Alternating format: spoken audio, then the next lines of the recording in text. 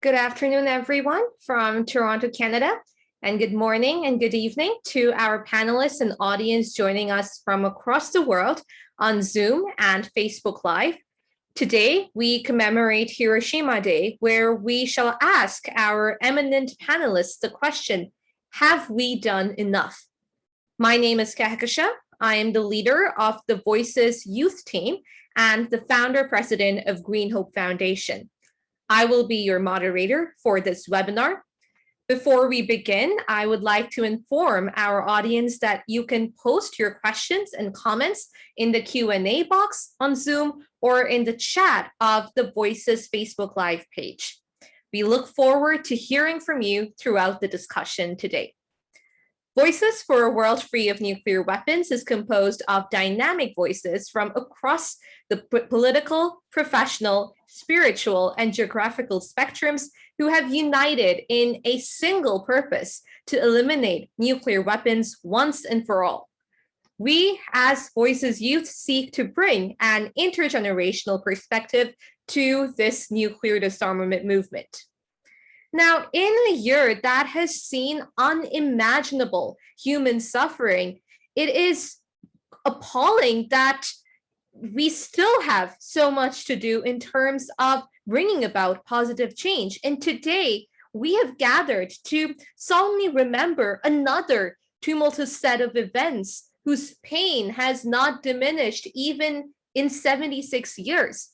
While the pandemic has not yet been proven to be a direct consequence of human action, the horrific calamities of Hiroshima and Nagasaki were without doubt human acts, pre-planned, motivated, and meant to cause damage on a civilian population, and as it turned out, on succeeding generations as well. But that horror didn't end on 6th or 9th August 1945, the menace has grown, attracting more nations into its fold, manifesting itself as the most calamitous form of cancer that we know today. We cannot change the past, but what we can do is change the present and the future, and the onus is on us to do exactly that. That is why we are gathered here today, to share our collective wisdom and harmonize our efforts to find avenues towards peace and rid our world of its greatest menace, that of nuclear weapons. With that, I would like to invite our first panelist, Madame Audrey Kitagawa, President and founder of the International Academy for Multicultural Cooperation. Madame Kitagawa, the floor is yours. Thank you so much, and good afternoon, everyone.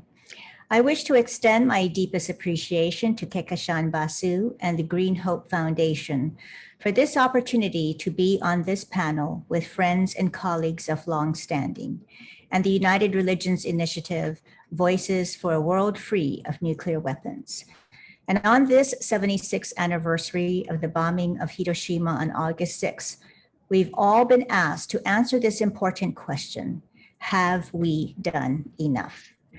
I would like to say offhand, the answer is no, we have not done enough, because in the last 76 years, we went from one nuclear weapon country to currently 9 countries with nuclear weapons. And there are the ambitions of other countries which are also developing nuclear weapons technologies to join this club of death. However, we have seen some successes over the years. For example, with South Africa having developed nuclear weapons, but disassembling them. And they joined the Treaty on the Non-Proliferation of Nuclear Weapons. And former Soviet republics, Belarus, Kazakhstan, and Ukraine, all had nuclear weapons in their countries, which they inherited with the breakup of the Soviet Republic. And Belarus, which had 81 single warhead missiles in its territory, did transfer them to Russia, and they acceded to the Nuclear Non-Proliferation Treaty. Kazakhstan inherited 1,400 nuclear weapons from the Soviet Union, and they transferred them to Russia. So Kazakhstan also acceded to the Nuclear Non-Proliferation Treaty. Ukraine inherited approximately 3,000 nuclear weapons when it became independent from the Soviet Union, and the warheads were removed from Ukraine and disassembled in Russia. Ukraine also acceded to the Nuclear Non-Proliferation Treaty as a non-nuclear weapon state. And Libya admitted to having pursued a nuclear weapons program in contravention of its obligations under the Treaty on the Non-Proliferation of Nuclear Weapons. And in 2004, the United States and the United Kingdom dismantled Libya's nuclear weapons infrastructure with the oversight from the International Atomic Energy Agency. And the United States reduced its nuclear stockpile by 87% from a Cold War peak of 31,255 warheads to the current stockpile of approximately 3,750 operational and reserve warheads. So from a global high in 1986 of 70,300 active weapons to approximately 13,100 weapons globally today, we can say that this shows great improvement. France and the United Kingdom announced reductions of its arsenals. However, China appears to be slowly increasing its nuclear stockpile, and India and Pakistan appear to be rapidly expanding their nuclear arsenals and capabilities. And according to the Federation of American Scientists, all the nuclear weapons states continue to modernize their remaining nuclear forces, adding new types, increasing the role they serve, and they appear committed to retaining nuclear weapons for the indefinite future. Some positive news: as of January 22nd of this year, nuclear weapons became illegal, just as chemical and biological weapons became illegal. And the Treaty for the Prohibition of Nuclear Weapons came into effect on January 22nd of this year, and it absolutely prohibits the production, possession, use, testing, manufacturing, acquiring, possessing, or stockpiling of nuclear weapons or other nuclear explosive devices. However, the 9 nuclear weapon states did not sign the treaty, and their attempts to block it were thankfully not successful. But technically, the treaty cannot be enforced against these 9 nuclear weapon states, but it does subject them to greater international and internal political pressure and criticism.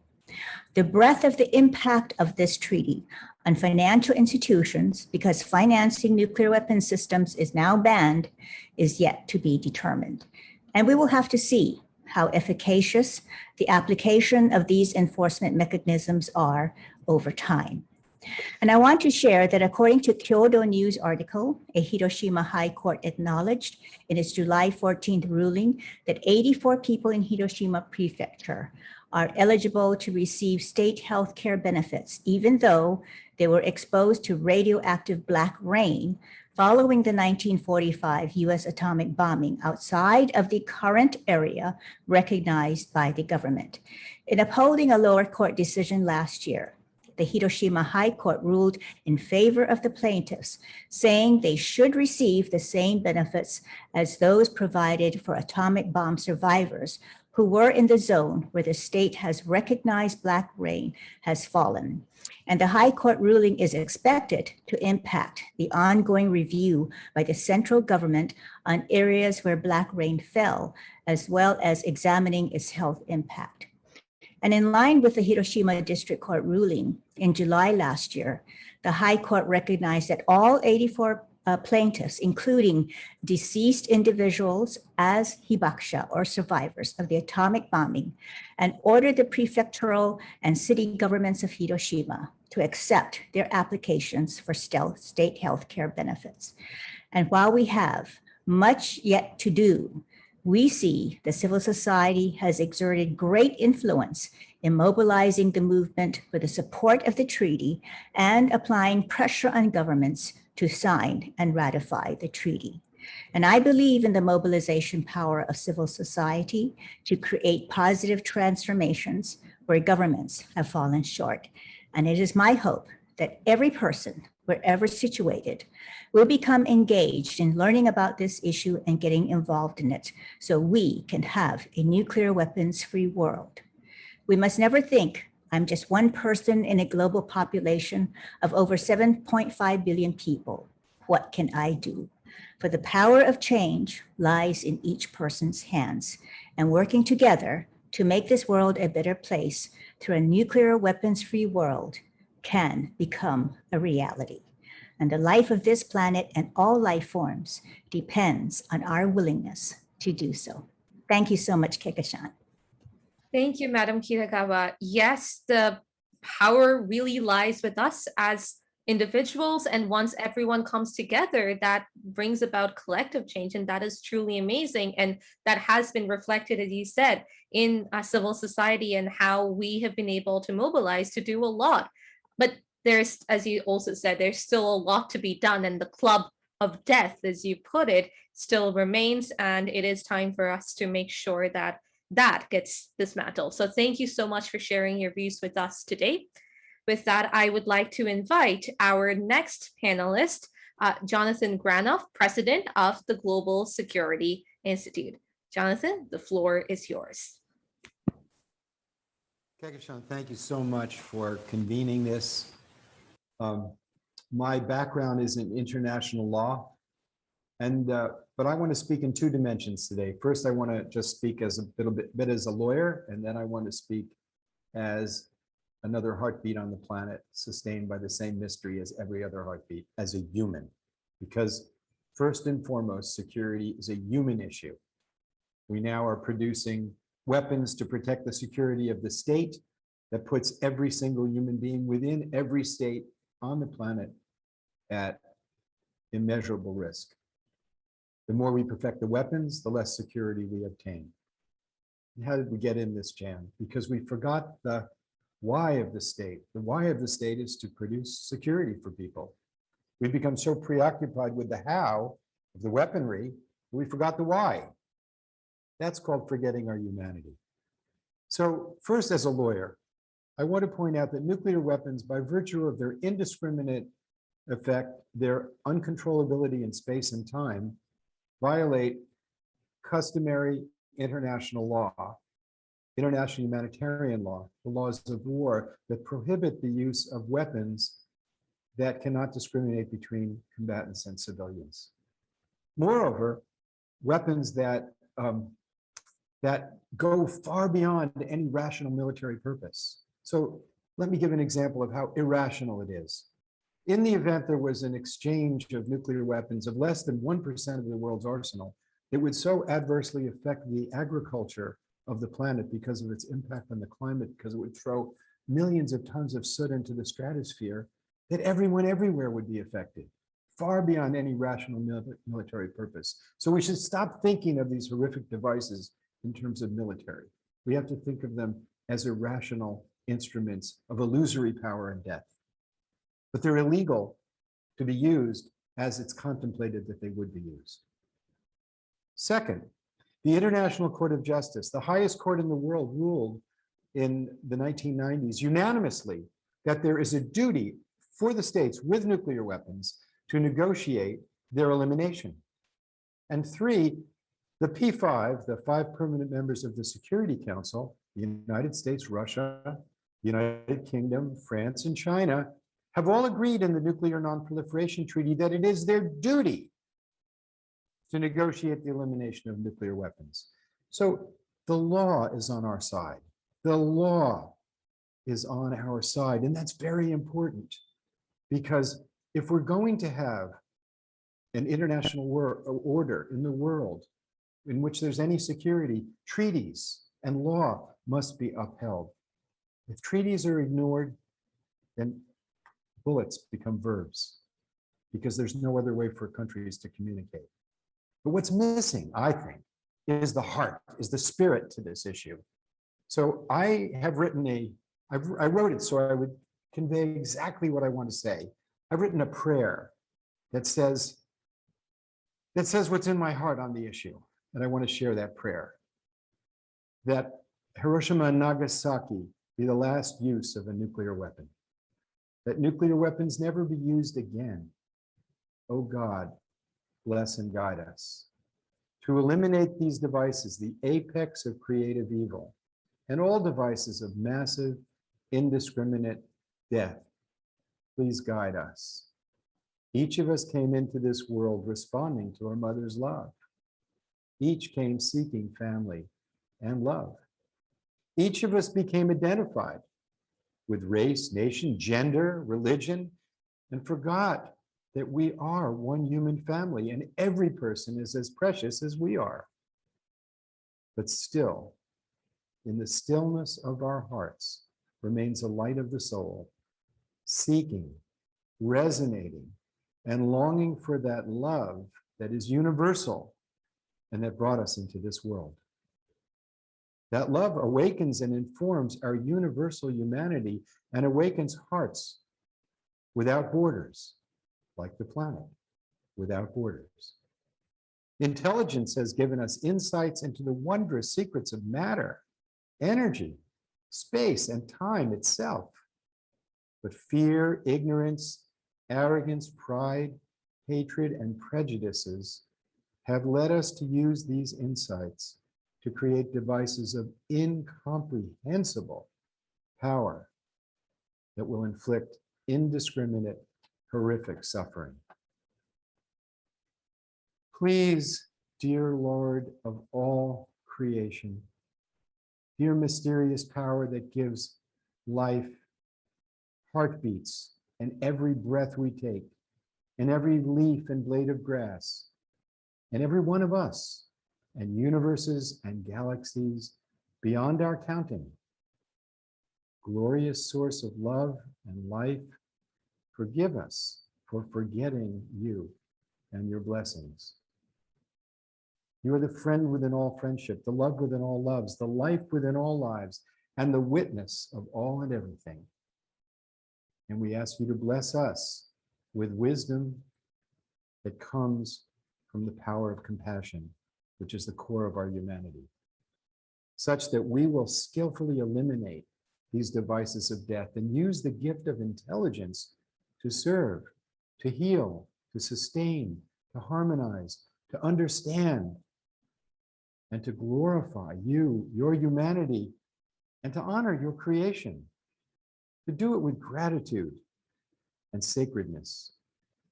Help us end the suffering of poverty, protect nature, find ways of loving one another and celebrating the gift of time and life itself, and remove the ignorance from our hearts. Give us gratitude and courage that we will not falter in bringing peace and justice and beauty and unity to your human family. Help us eliminate these devices and the motives from which we create them. Please guide us in beautiful ways of peace, such that we can be witnesses of your goodness in our lives. Guide us with kindness and the sweet, gentle hand of love, that we might become fully human, that we might become fully human and love one another the way you love us. May this prayer be resonant in a way in which it's beyond language, that gives us the courage to challenge this horrific enterprise that could end all of humanity. Let us be the place where peace and goodness begin, and let it begin with us now. And thank you, O mysterious power that gives us life to live it together. Thank you so much. Amen. Amazing. Thank you so much, Jonathan. Thank you for sharing your prayer, and thank you for speaking about how nuclear weapons and having nuclear weapons literally means that we have lost our humanity in that aspect, and that security is a human issue. But by having nuclear weapons, the more we perfect the weapons, as he said, the less secure we become. So it is really mind-boggling that nations continue to modernize and update their nuclear weapons, because really they're just dooming the humanity as well as our planet. So yes, it is time for us to use our gift of intelligence to heal and honor creation instead of destroying it. So thank you once again, Jonathan. I shall now invite our next panelist, Marilyn Turkovich, Executive Director of Charter for Compassion. Marilyn, the floor is yours. Thank you, Kehkashan. And thank you to the two people who have spoken before me. Audrey for really helping us to see a historical overview of what has been happening and is happening in the world of nuclear weaponry. And Jonathan, always for his insight and the prayer.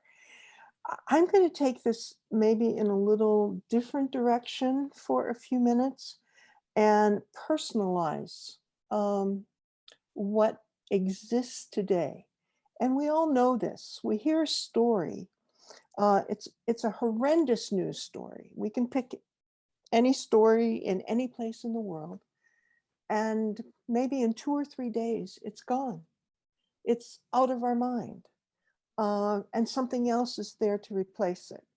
It could be that media has grown so much. In fact, I've read that today we are exposed to 400% more information than we were a number of decades ago. Well, that's incredibly overwhelming.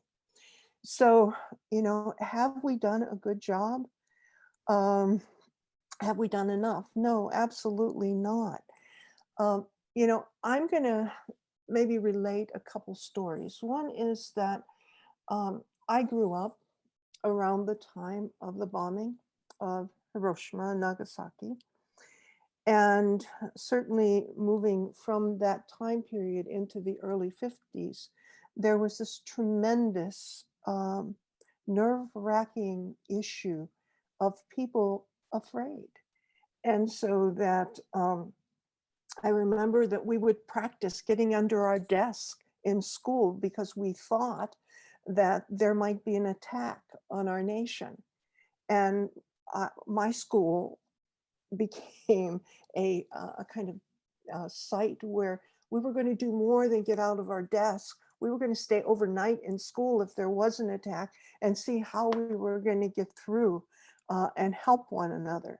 Well, how we got through was interesting, but where we were placed was even more interesting because we wound up hundreds of kids in the basement, many of us in the boiler room, and that just instilled more fear. And I remember the other thing that would happen is that there would be test drills in some places. I don't know if it was across the United States, but there would be a siren to alert you that there was going to be an attack. And I was home as a youngster, and my parents were at a neighbor's place, and the siren went off. And I was by myself. And I'll never forget that fear. And so, you know, we have become a little separated from, you know, understanding the 200,000 deaths in these two cities in Japan. And from that time, how many deaths have we seen through war? And we have become numb, and we have misplaced history, those pages of history that are so important. So what can we do? We have to make it real. We have to make it real again. We have to go back to making certain that we are all educated, no matter what age we are. Earlier today, the Voices group from URI, United Religions Initiative, released 3 new films. And those films are intended for a very young audience, a middle-aged, school age group, and then for everyone. So this is a start. But the other part is something that I saw last night on the Olympic repeats. And it was a boat, it was a story of a boat that came on shore at, I think, Crescent City, California. It took 2 years for that boat to come from Japan as a result of a huge typhoon. And it came from a city called I think, Rekuzentakata. And it was a small community of around 8,000 people that was almost totally destroyed by the typhoon. The boat came to Crescent City, and that city was also about the same size. And the sheriff got a message that this boat was on shore, and they went to see it, and it was filled with barnacles. And so the city decided, it was actually the sheriff decided that he was going to call some young people to come out and clear off the barnacles. And they found that there was Japanese writing on the boat. So they continued to clean off the boat. And then they went to work to find out, where did this boat come from? And they found out where it came from. And it was a boat that was used by high school students to learn how to fish. And one of the teachers would take small groups of people out and learn this craft. So the boat was returned to Japan. And the Japanese city that received the boat wanted to say thanks to the people in Crescent City. So they invited those school children they were high school students, to come to Japan and to be their guests. They came. And I'm not sure of the year that this all happened, but it happened after this large typhoon. But since that time, there has been exchange between the people of Crescent City and the village in Japan. It started with that wonderful gesture of saying thank you for returning our boat that meant so much to us. And it continued through not only the school children, but then it continued through the mayors, and then it continued through the business community, and now families. And even during the pandemic, we were told yesterday that there are Zoom calls almost every day. So if we are going to really begin to look at how we can change this, as Jonathan says, it's from the heart, it's from coming close to the people.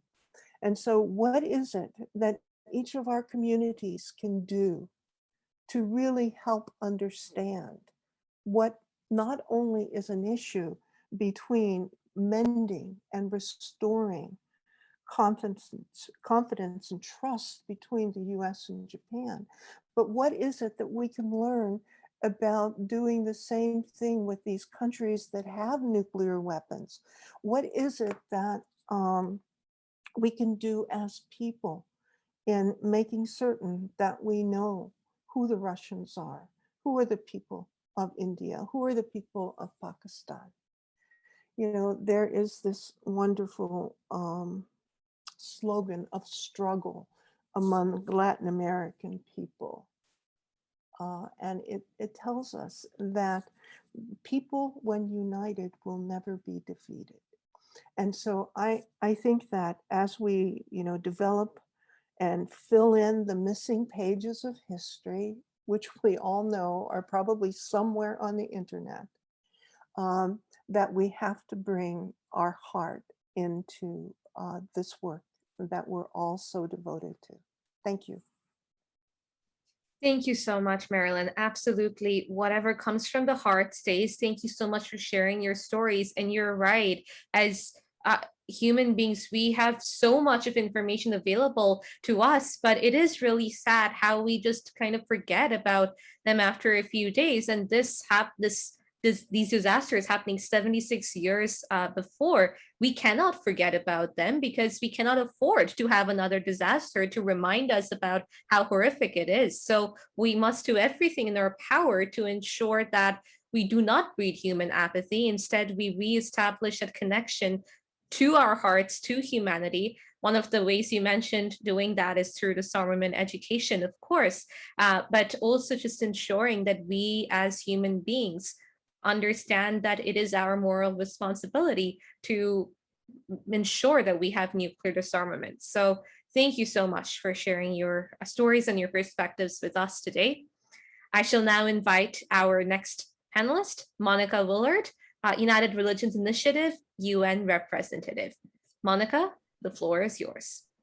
Thank you, Kehkashan, for this wonderful program and for these amazing people who set a tone, shared some information and wisdom, some of which I won't reiterate because I had them in my talk as well, but I just can't thank you enough for making the issue of nuclear abolition something for young people, something intergenerational. And I have a special thank you to Marilyn, because yesterday, as I was preparing for this talk, we watched Captain No Nukes, which is the new little film. And I had a 6 and an 8-year-old on my lap inside and a 10-year-old off to the side. So my 3 grandchildren watched it with me, and they had were part of the voting for how this particular character was going to be developed. And they watched it with just enjoyment. And at the very end, it said, "What can you do?" And this dog, who's talking about the superpowers in all of us, shows a few things that can be done. And one had a little field of cranes going across it. And my grandson said, "Can we make those?" I've tried making paper cranes unsuccessfully, but I can assure you we will make paper cranes in this household this week. And I bring that up not just to brag about my grandchildren that they're here, but after this COVID lapse of seeing them, but also to remind us that nuclear weapons are horrible, they're dreadful, they're immoral, they're illegal. And yet, if we want to combat it, just gritting our teeth and being angry about it is not the way that we can really approach it, because we need to be able to talk diplomatically. We need to have the exchange culturally, as Marilyn was talking here, this boat from Japan and the United States. We need to be able to work together with things like music, art, but also be able to share the information. We need to remind people through literature. And as a high school student, I remember reading Hiroshima by John Hersey. And it touched my heart in a way that was my life's mission, to make sure that people never suffered as he described in this book. And it is designed to be read by young people. There are other books and novels that are on the URI website and on resources on the internet to hear the stories. And the paper crane stories came from Sadako, who was a victim of the nuclear fallout as a child in Hiroshima, who died of leukemia. But the whole story behind it was, if you could make 1,000 cranes, your wish could come true. And in making the cranes, she gave everyone in that hospital hope. She gave her family hope as she struggled with the pain and the horrors of dealing with leukemia and the fallout from the atom bomb in Hiroshima. May all of us today, as we take our actions, realize that there are still people at this point who are suffering. And we heard another one recently talk about being a 2nd generation Hibakusha, and she is suffering from immune problems that leaves her in constant pain. And we know the history, but we know the science. And it is absolutely time to end this horrible decision. It's only 76 years old. May we, by the time we get to the 100th anniversary, have rid this world of nuclear weapons. Audrey gave us some states that chose to not only get rid of them by sending them back to the Soviet Union, but to disassemble them.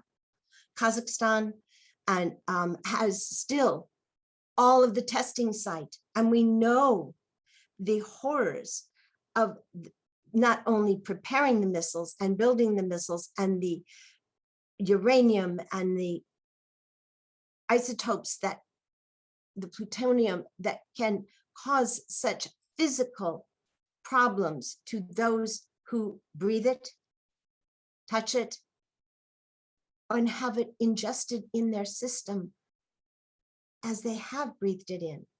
When I heard a woman recently talking about the black rain that happened in New Mexico and what it did to the water and how it affected the cancer rate, her feeling was that people feel that the state of New Mexico in the United States has been written off because they aren't even covered by the health insurance that the Hibakusha have now gotten in Japan. And yet these people were innocent bystanders. They had no idea. They had no warning. And the health effects are with us. We must take these laws that have been put on the books. The very first UN resolution calls for nuclear abolition. We have signed treaties, and to make them illegal with the TPNW, let us work in every way possible. So not just with prayer, although prayer is a very positive way, and I'm going to end with the nuclear prayer that we use at Voices. But we must add some actions, and there is some call to actions. On the URI website, on Voices website, you can sign an accord called the Hiroshima Nagasaki Accord. And there's another program that has come to my attention that I was signing recently on don't even think about starting a nuclear war, and really getting behind no first use. And I don't know how this shows up. I should have had a screen for it. But it's time that we bring in people who can do social media. We're taking pictures with the food on our plates. Let us get this sign. Don't even think about starting a nuclear war with no first use, because we won't be able to address it unless we even talk about nuclear weapons. And there are still so many people who don't know the impact. And so to have programs like this today, where we can talk about the illegality, the immoral, and the dangers of something that's being spent with our tax money to create. We must address not just the amount of money that is going into this horrific thing, but how much money do we want to spend on murder as a state? And this is what we are allowing. It's time for that change of the heart. We must say no more nuclear weapons. And the first thing on the nuclear weapon-free world, protect people and the planet, is calling for us to really affirm that nuclear war cannot be won and must never be fought. This is not a new idea. President Gorbachev and President Reagan agreed to this in 1986. It is important that we reaffirm it. And President Biden and President Putin re-acknowledged how important that is. Now, if something can never be won, so it shouldn't be fought, one of the ways to deal with it is to make sure there's no first use. Because if there's no first use, it changes a lot of things, not just the war part of it. It changes how people are. We aren't sitting in silos with someone who can push a button within minutes of a command. We must change our thinking and begin to reclaim the science, the minds of people who are training to be nuclear scientists. Let them put that energy into helping clean up the environment. We must repurpose the money, the people, and protect our planet.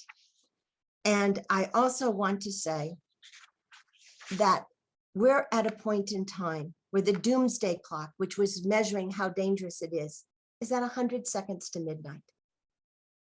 We need to turn this clock back And the only way we can do that is to cut down the thought that nuclear weapons make us safer. We need to shift to the reality that to be safe, to be human, we must protect our planet and protect all the people. This is no game, but it can be approached with love, with care, with art, with music, with inspiration, and doing it as a project together to protect our environment and to protect the future of this planet. I'm going to read one part of the nuclear prayer because I don't think I have time to do the whole thing. Or can I do the prayer? Kehkashan, is there time for that? Yeah, there's time. I want to end with this prayer because there was a Native American elder who said, a heartfelt prayer is more powerful than an atom bomb. Thank you, Grandfather Harry Bird, for that inspiration and that focus on why we need this nuclear prayer, because as it says, the beginning and the end are in your hands, O Creator of the universe, and in our hands. You have placed the fate of this planet. We who are tested by having both creative and destructive power in our free will, turn to you with sober fear and intoxicating hope. We ask for your guidance and to share in your imagination in our deliberations about the use of nuclear force. Help us to lift the fog of atomic darkness that hovers so pervasively over our Earth, your Earth, so that soon all eyes may see life magnified by your pure light. Bless all of us who wait today for your presence and who dedicate ourselves to achieve your intended peace and rightful equilibrium on earth. In the name of all that is holy and all that is hoped. Amen. May peace prevail on earth. And I invite all of us to pray, to take action, and to talk about nuclear weapons in every circle that you're in. Share a book, share a poem, share a story, share how smart you are by giving some of the statistics, and work to contact those who can share the message, such as your politicians, your preachers, your teachers. Have a wonderful observance of this day as we remember those who died in Hiroshima. And let us pledge to make sure that Hiroshima and Nagasaki are the last bombs, nuclear bombs ever used. Thank you. Thank you so much, Monica. And you're absolutely right. Nuclear weapons are synonymous with murder. And it's so important that we convert the laws and treaties that we have into action, because that is the way that we can move forward and ensure that the answer the next time we ask the question, have we done enough, can finally be yes. And obviously we have to keep doing a lot to ensure that we maintain world peace, but that action needs to be taken. And of course, we need to involve our young people, which is actually a really great segue into our next panelist, which is Pragna Vasupal, Head of Events of Green Hope Foundation. Pragna, the floor is yours. Thank you so much, Kehkashan. Let me start by asking something. If you had been granted one wish, what would it be? This question commemorates the legacy of Sadako Sasaki, as Monica stated, whose pain and sacrifice embodies the call for lasting peace in our strife-torn world. 76 long years after August 1945, the catastrophe of Hiroshima and Nagasaki has still not been significant enough to goad us to stop the proliferation of the scourge of nuclear weapons. Just the opposite has happened. As per estimates, the 9 nuclear states possess a total of 13,000 nuclear warheads and have spent over $73 billion in 2020. That is, during the global pandemic. While the world was starved of oxygen in most nations, billions have been funneled into weapons programs. This is not just being wasteful, it demonstrates the most unethical and irresponsible disregard for humanity. Nuclear weapons and oppression go hand in hand. It is not only the killing power of the weapons themselves. Even without use, they kill at every stage, from the extraction of the radioactive uranium, during the processing, storage, as well as waste disposal. And the regions and communities who suffer the most are indigenous communities, people of color, and the women, girls, and children within them. And this trauma passes from generation to generation. It not only kills humans, the buried nuclear waste contaminates the soil, the groundwater, and its radioactive emissions continue for thousands of years. Without doubt, nuclear waste is an agent of repression for past, current, and future generations. And most people are not even aware about where these sites are located. Maybe we can find out in the USA, but what about elsewhere? This lack of data and this secrecy are all designed to keep away from public opinion. We, the future generations, play an integral role in this movement, mainly in carrying forward this momentum. That is what we at Granoff Foundation strive for: peace and nuclear disarmament education. We believe that in this modern age, knowledge is power. We spread awareness through our peace and disarmament education and engage with children and youth around the world through our call for "We want books, not nukes." We encourage young people to foster peace through art, music, dance, and drama, and through simple acts such as planting trees. Our world has witnessed so much pain and suffering over the last year and a half. For many countries and a majority of the world's population, there is still no access to vaccines. Economies in these regions are failing. So is the education system. We have been working with communities in Bangladesh, Liberia, and India, where schools have been shut since early 2020.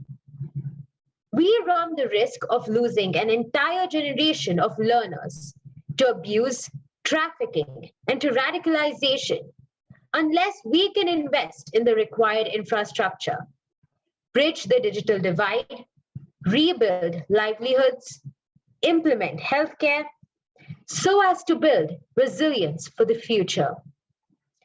The fundamental premise of rebuilding better must rest on diverting resources and capital away from these weapons of self-destruction to these channels of development. Every stakeholder has a role to play in driving this new consciousness. The TPNW has provided us with a tool for pressing forward with a definitive agenda for disarmament. We must get more countries on board, especially the Nuclear Club of Nations. The pandemic has brought about a positive mentality of cooperation between nations who have realized the value of multilateralism.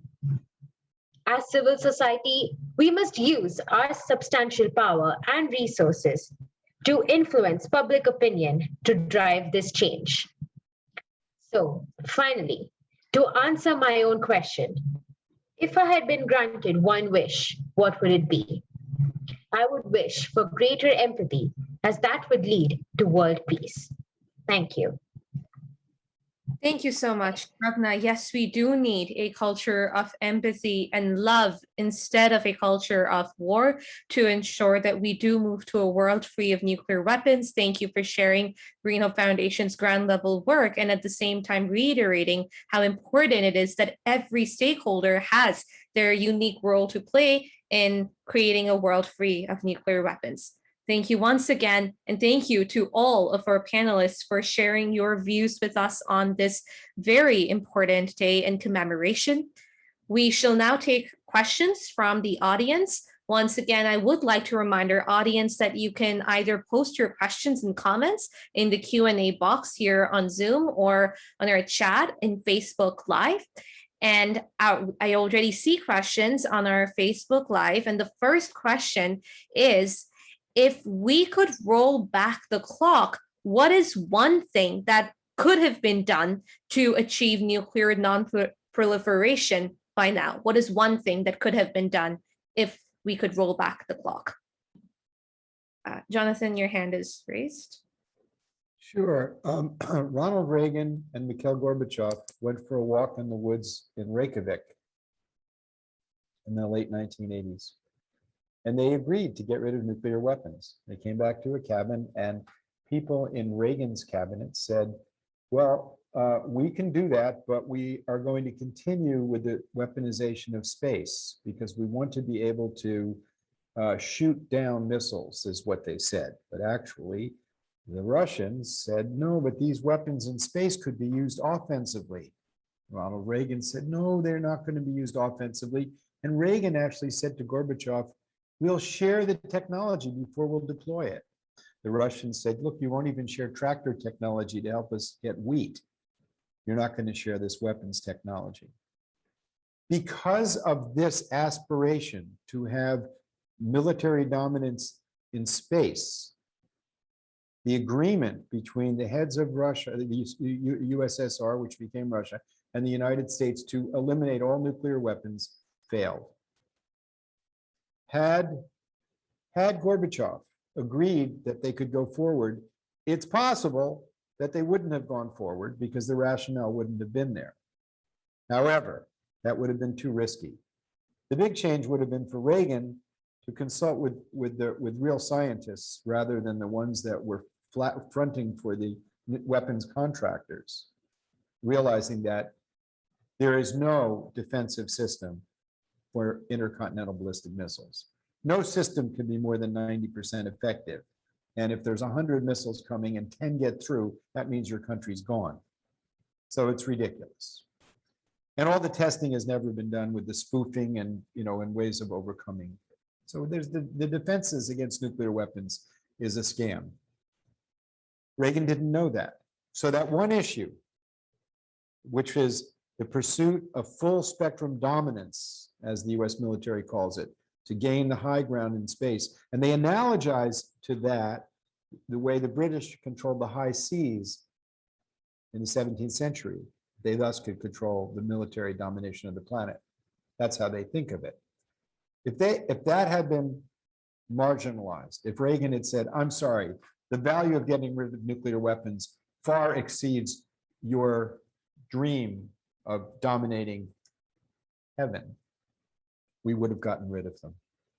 The best they could do is they came up with the INF Treaty and got rid of an entire class of weapons. What that treaty now, in the Trump years, the United States walked away from it and destroyed that treaty. But we came this close. And that's what set in motion the process of going from over 65 nuclear warheads down to less than 14,000 that we have today. So that was what set in motion the accomplishment of this enormous reduction, that one clear intention of two leaders. So I would ask every single person listening and every person you talk to demand of every politician that they answer a question: what are your plans to get rid of nuclear weapons? There's a legal obligation, and every one of us doesn't have to have a plan. Only experts have that. But we can demand of our politicians that they have a plan. We can demand that they have a plan. What is your plan to get rid of poverty? Because we now, if we took a small portion of the amount of money spent on these weapons and spent it to take care of people, we could eliminate poverty on the planet. Yeah. We could make sure everybody gets vaccine. And the third question is, what are you doing to protect the climate? And these three issues interconnect. The nuclear weapons are the ultimate hammer that keep injustice in place. And to have a safe climate, we have to have cooperation, and nuclear weapons institutionalize adversity.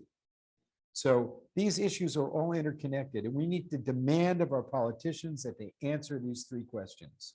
What are you doing to protect the climate? What are you doing to end poverty? what are you doing to eliminate nuclear weapons? Because we came this close. And it's ironic that Ronald Reagan, who's so associated with being, the conservative Republican, wasn't crazy. He had a moral compass and he knew that they were wrong. And that's the key, is that moral compass. Absolutely. Thank you so much, Jonathan. Would any of our other panelists like to answer the question? Yes, Monica. You're on mute. We need to know more of the truth.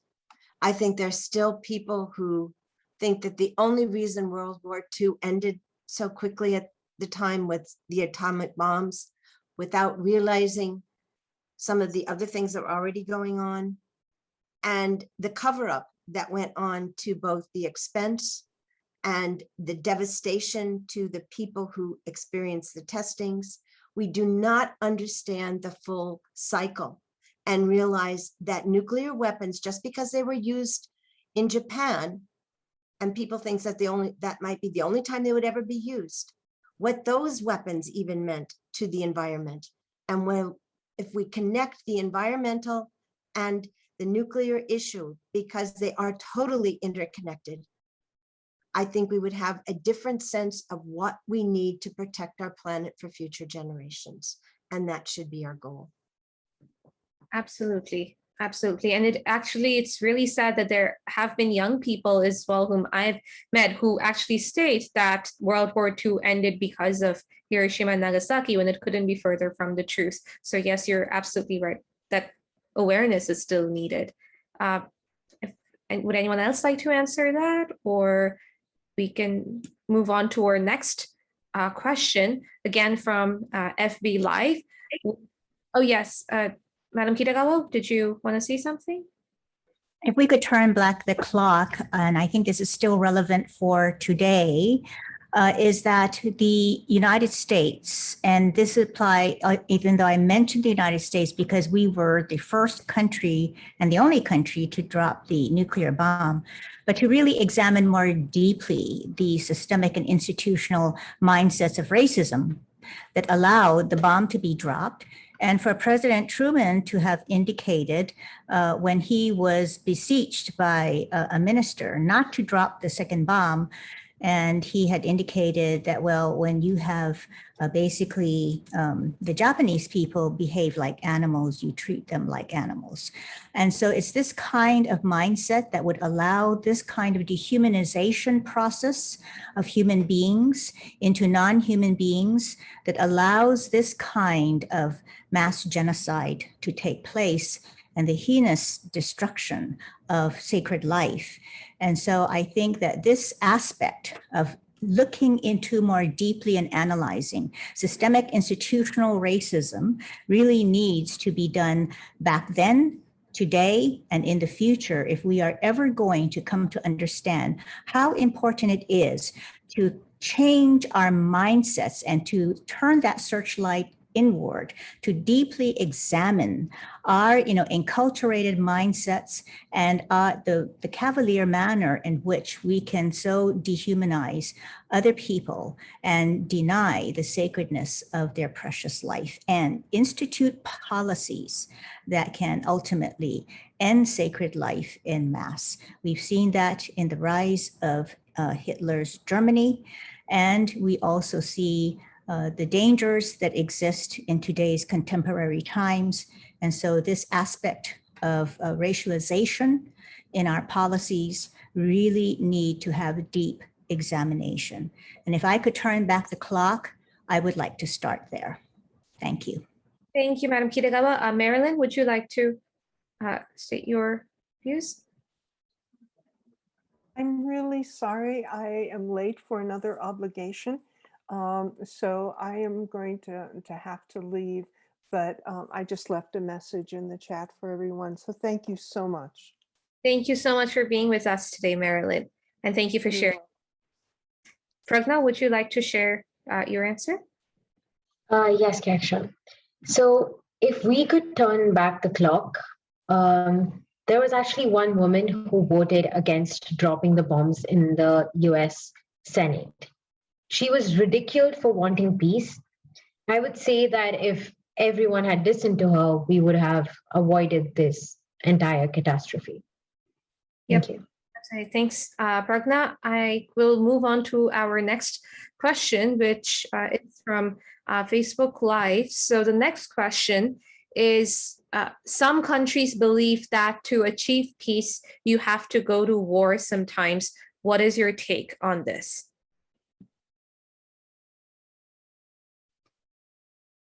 Would anyone like to answer that? I don't want to because it's so stupid. It's a Roman maxim that says, prepare for peace, receive war. That weakness breeds instability. And then the other side of it is, prepare for war, receive peace. Peace comes from domination. So you have this doctrine of domination coming out of the military of the Roman Empire. But in today's world, where war with nuclear weapons would destroy everybody, we have an international doctrine to mitigate it, sort of balance it out, called strategic stability.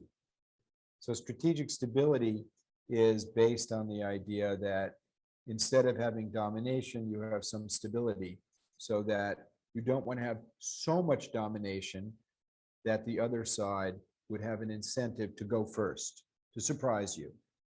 So we have right now the doctrine of the pursuit of military domination to pursue peace, which was just articulated, is mitigated by this doctrine of strategic stability. And both of them are advanced. So internationally, the United States and Russia and the other states with nuclear weapons tell the international community, we are pursuing strategic stability. The talks between Russia and the United States now are on the doctrine of strategic stability.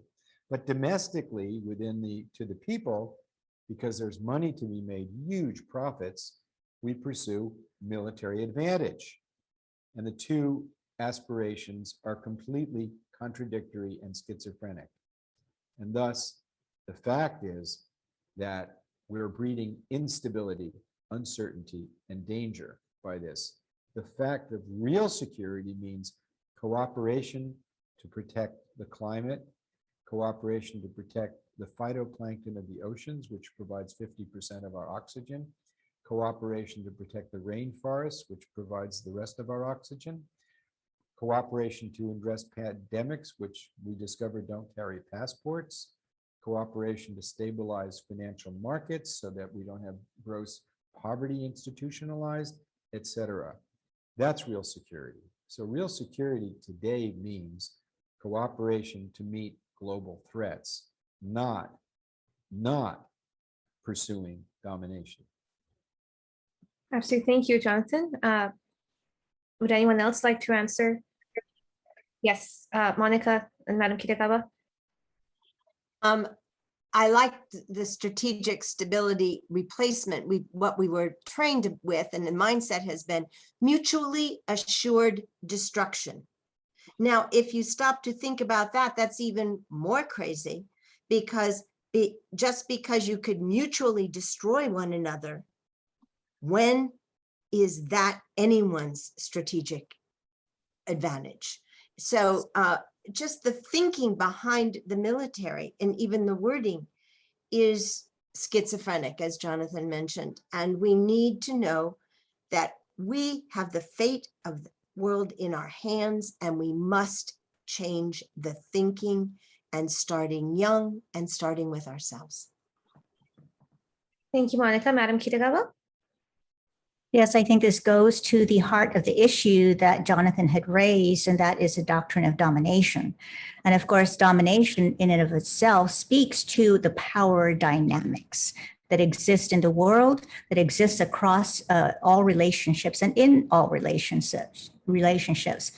And the power dynamics basically is always an egoic sense of power that really arises out of this deep sense of fear that you have to assert your specialness, your power in the world by putting someone else down to make yourself elevated and special. And I think that it speaks to the need for everyone, every person, to be able to, again, as I had previously shared, turn that searchlight inwards to see how, when we move out of our sense of helplessness, powerlessness, that we create these false identities to give us a sense of power.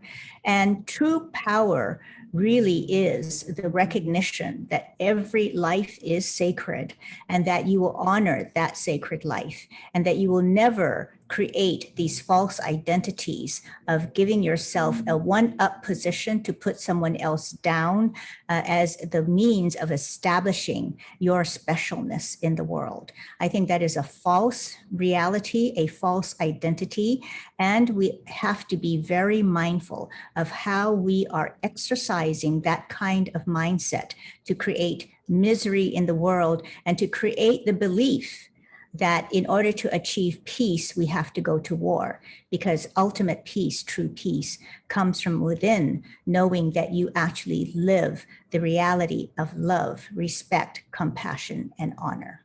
That is true peace. And if you come from that place, you could never go to war. Absolutely.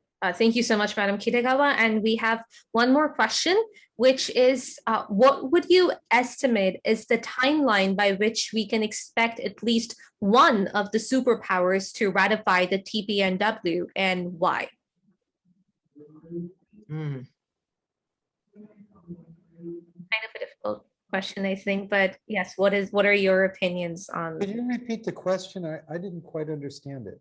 Sure. By what would you estimate is the timeline by which we can expect at least one of the superpowers, that's one of the nuclear club of nations, to ratify the TPNW, and why that nation and why that timeline? Well, I don't think they're going.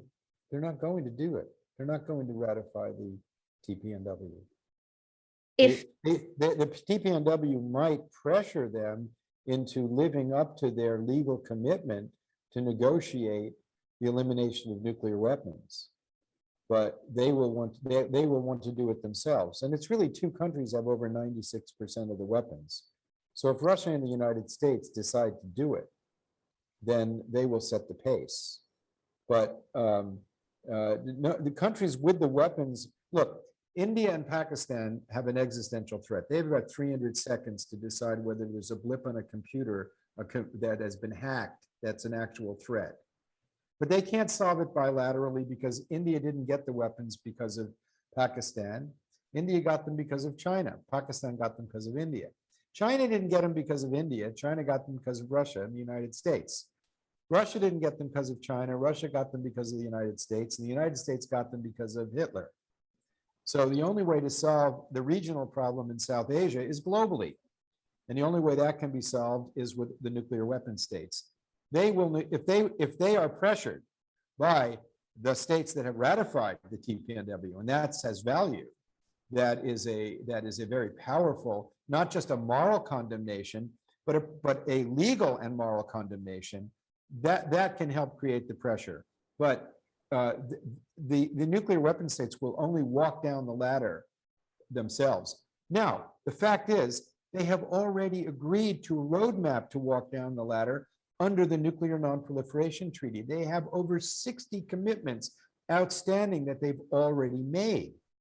So, I mean, one of the arguments I think we should be making is live up to your legal commitments, live up to the law.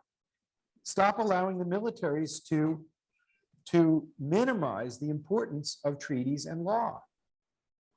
And those steps that they've agreed to include no more production of weapons-grade nuclear materials, bringing into force the test ban treaty, lowering the operational status of the weapons, continuing to negotiate numbers to a lower level, strengthening the monitoring and verification systems of the International Atomic Energy Agency as a pittance of a budget.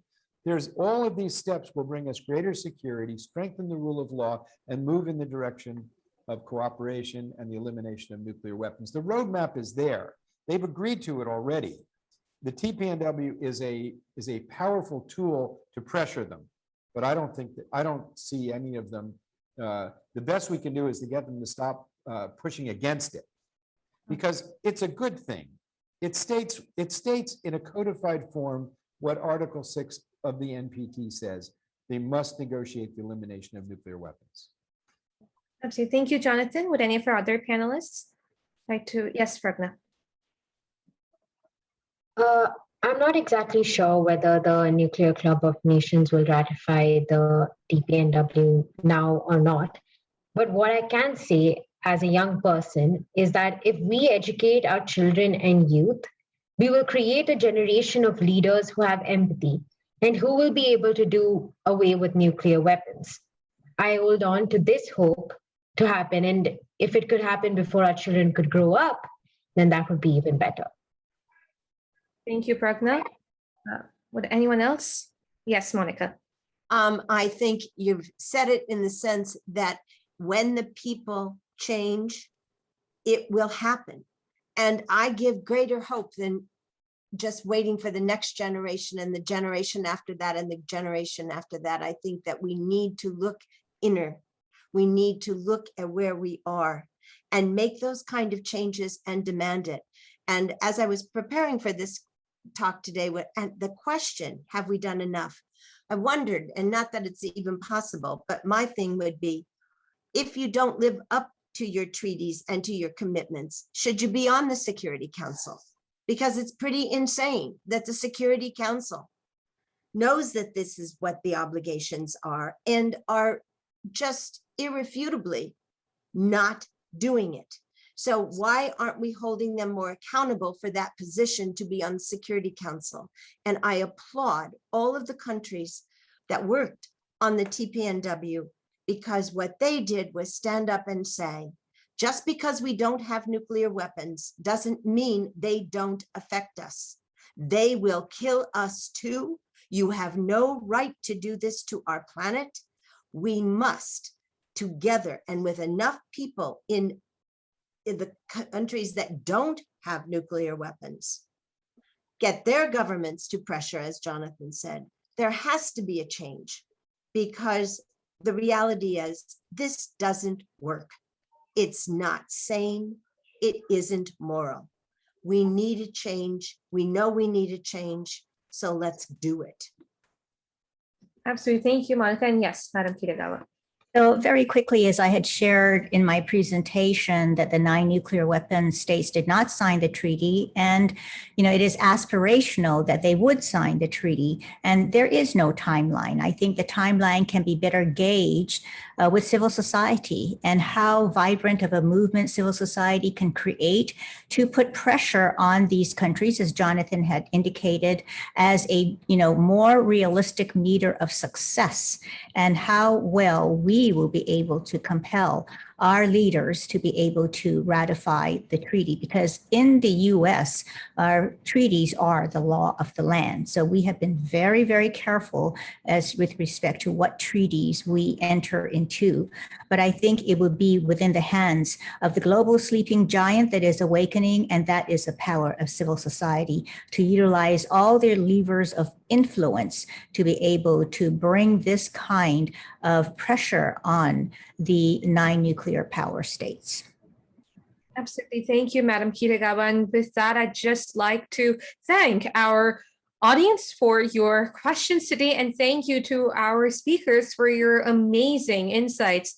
And as you've highlighted, nuclear weapons are immoral. It is really mind-boggling how we still have these weapons of mass destruction that can literally obliterate humanity and the planet with just the press of a button.